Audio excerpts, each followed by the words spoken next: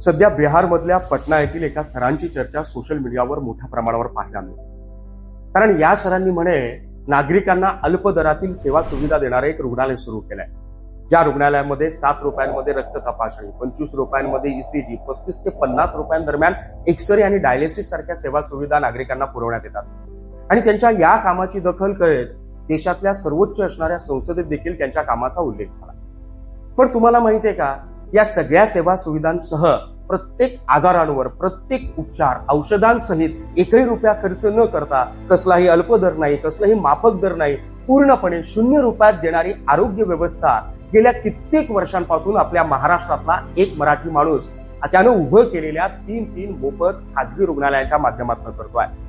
या माणसाचं नाव आहे निलेश भगवान सांबरे।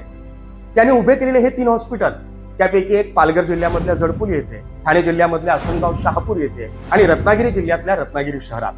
या 3ही हॉस्पिटलमध्ये तुम्ही गेलात ना, तुम्हाला डायलिसिस रूम पाहायला मिळेल, एक्सरे सेंटर पाहायला मिळेल, सोनोग्राफी सेंटर पाहायला मिळेल। अद्ययावत बेडनं सज्ज असलेले हे 3ही रुग्णालय, तिथे तुम्हाला एक्सपर्ट डॉक्टर्स, वेल ट्रेन स्टाफ, चांगल्या दर्जाची स्वच्छता, या सगळ्या गोष्टी पाहायला मिळतील।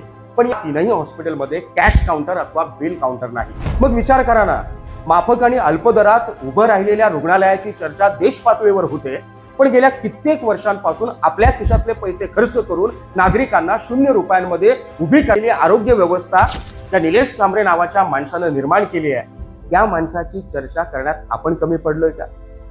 त्या माणसाच्या कामाला लोकांपर्यंत पोहोचवायला कुठेतरी ही तरुणाई कमी पडली आहे का, याचा विचार करावा लागेल। चला मग आपल्या मराठी माणसाला सपोर्ट करूया आणि मराठी माणसानं लोककल्याणाचं उभं केलेल्या या साम्राज्याला जागतिक स्तरावर पोहोचूयात। आणि त्यासाठीच हा व्हिडिओ जास्तीत जास्त शेअर करा आणि आपल्या मराठी माणसाच्या कामाला जगाच्या कानाकोपऱ्यापर्यंत पोहोचवा।